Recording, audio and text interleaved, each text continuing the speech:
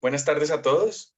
Mi nombre es Camilo Perdomo Villamil, soy profesor del Departamento de Derecho Administrativo de la Universidad Externado de Colombia y a través de esta cápsula pretendo hacer un análisis crítico de las medidas adoptadas en materia de control fiscal y control del resultado por parte de la Contraloría General de la República, en específico a través de la circular 06 del 19 de marzo del 2020.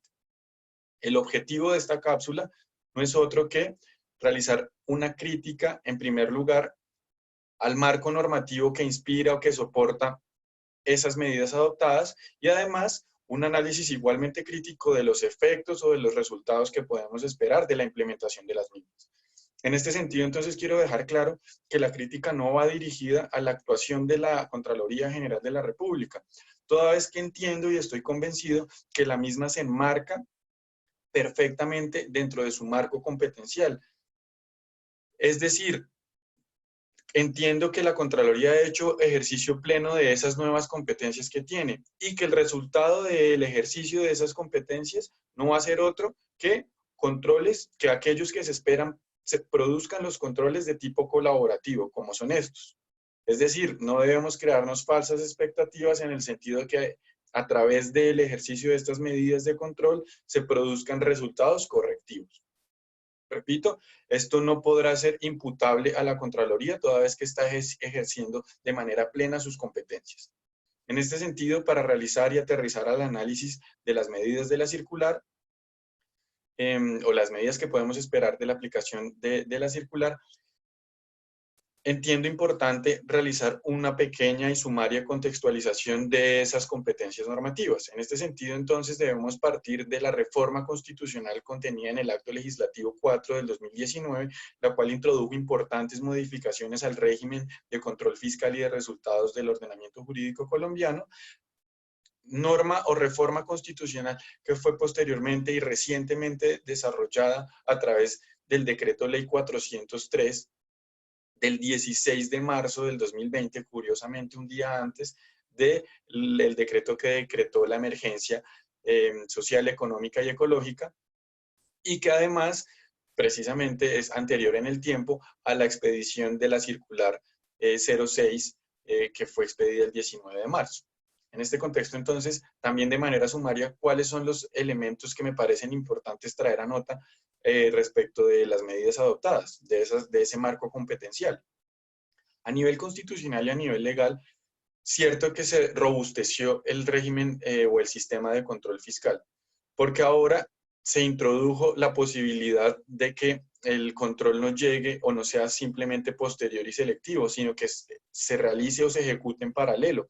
En esta medida, entonces, se introdujo el control concomitante y preventivo, y además se dotó a la Contraloría de competencias para ejercer control también de manera concurrente y prevalente. Esto es importantísimo en relación con el ejercicio del control destinado a las entidades territoriales.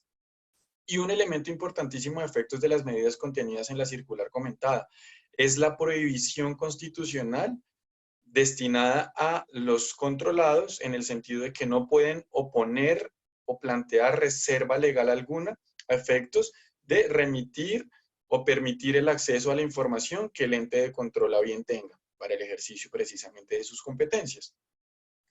En este sentido y en este marco competencial, los resultados que podremos obtener son unos determinados que he hecho claridad y he subrayado, serán de tipo colaborativo y no serán de tipo correctivo. Entonces, con base en esto, es que luego la Contraloría en la circular 6 incluye dos tipos de medidas. Un primer paquete de medidas relacionadas con el reporte de información de tipo general y específico, de tipo general destinado, dirigida a los entes territoriales, los cuales tienen la carga o la obligación de remitirle al ente de control toda la información relativa a los planes de emergencia a implementar o ejecutar, indicando si son ejecutados con recursos ordinarios o extraordinarios y además indicando precisamente cuáles son los recursos, cuáles son las fuentes de esos recursos y cuáles son las acciones específicas que van a desarrollar para mitigar y controlar el COVID-19. El conjunto de información general se compone de los actos, contratos y demás actuaciones que todas las destinatarios de la circular ejecuten en función de las declaratorias de urgencia manifiesta. Y el segundo paquete de medidas es unas recomendaciones hechas por el ente de control para el legal uso de esas declaratorias de urgencia manifiesta.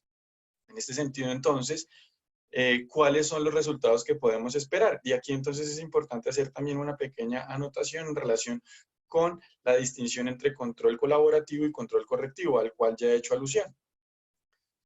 Una de las principales distinciones entre estas dos modalidades de control no judicial de la actividad administrativa radica en el hecho de quién es el sujeto competente para adoptar la medida de control. Medida de control que se entiende será la corrección de las irregularidades halladas. En el modelo o en los mecanismos de control colaborativo, el ente de control no es el titular o no es el sujeto que le corresponde adoptar esas medidas. Le corresponde a terceros, a sujetos ajenos, esencialmente y principalmente al controlado. Mientras que en las medidas o en los controles correctivos, esa medida sí que corresponde adoptarla al ente de control. Estas son las dos principales, la principal distinción. ¿Qué ocurrirá entonces acá? Que como los controles estos que está ejerciendo la Contraloría son de tipo y de naturaleza colaborativa, a pesar de que no sea expresamente eso allí manifestado, los resultados van a ser de ese tinte, de esa naturaleza colaborativa. ¿Eso qué quiere decir? Que en materia práctica, en un ejemplo concreto, sí, en la actividad de fomento ya comentada por otros profesores, que se multiplica, que se amplía, que se modifica, resulta que no se consiguió el resultado porque el alimento, el plan de alimentación escolar que ahora debe llegar a la casa no le llega a los niños a la casa en X entidad territorial. Resulta que la Contraloría, luego de analizar toda esta información, nos dará cuenta de ello, nos dirá el objetivo, el resultado no se consiguió, punto, no podrá hacer más. Ese informe constituirá un elemento de control colaborativo en la medida en que las medidas de corrección corresponderán a otros sujetos. Al máximo, la Contraloría, luego de informarnos, abrirá procedimientos sancionatorios y procedimientos de responsabilidad fiscal. Ninguno de los dos produce efectos directos respecto del objeto controlado. Es decir, ninguno de los dos garantizará que la alimentación le llegue a los niños a la casa. Y además, estas réplicas, estos comentarios pueden replicarse más bien a el legal uso de las declaratorias de urgencia manifiesta, en las cuales, en el mismo sentido, la Contraloría nos reportará información respecto de la buena o mala gestión, de la buena o mala administración, de la legalidad o ilegalidad, de la consecución o no consecución de resultados, y punto, no podrá hacer nada más, pero no porque no quiera o no agote sus competencias, simplemente porque sus competencias legales llegan hasta ese límite. En esta medida, entonces, vean ustedes, dentro de las curiosidades y dentro del modelo que tenemos de control, encontramos esta importante falencia. El modelo de control no judicial colombiano, como el de otros muchos ordenamientos jurídicos, está construido sobre la base del respeto absoluto del poder público y de controles de tipo colaborativo. No les puedo decir cuál es el modelo ideal. Ese modelo ideal responderá a las circunstancias y condiciones específicas de cada ordenamiento jurídico. Lo que sí puedo decirles es que no puede estar construido exclusivamente por controles de tipo o de naturaleza colaborativa. Se requiere aceptar la necesidad de introducir controles de naturaleza correctiva. ¿Cuántos? No sé. El juego de aproximación nos permitirá determinar cuántos se requieren en el ordenamiento colombiano.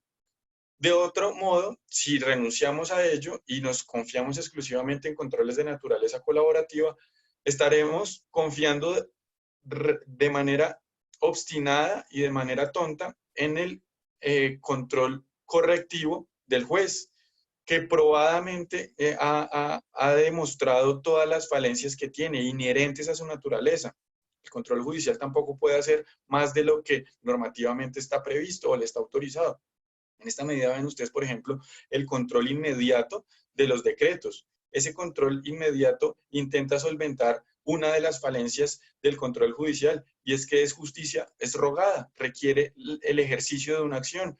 De otra manera, el control judicial no se activará. Y piensen ustedes en todos los eventos en los cuales no es posible interponer una acción, o interpuesta la acción no se controla, o caduca la acción, etcétera, etcétera. Tiene muchas falencias inherentes que no pueden ser solucionadas. Entonces, en esta medida, para concluir, este escenario de crisis y los escenarios de normalidad reivindican la pertinencia de una pregunta que he hecho también en otros contextos, y es si renunciamos a la introducción de controles correctivos y confiamos de nuevo de manera ciega en un control judicial, y en esta medida, a pesar de las falencias del control judicial, aceptamos de manera consciente seguir siendo engañados, porque el poder público no ha estado plenamente controlado jamás. ¿Y esto qué implica? Que el principio de Estado de Derecho no ha sido plenamente materializado y aplicado. Entonces, ¿aceptamos seguir siendo engañados? ¿O este escenario de crisis y los escenarios de normalidad nos llevarán finalmente a materializar plenamente el principio de Estado de Derecho? Muchas gracias, espero estas reflexiones hayan sido de su interés.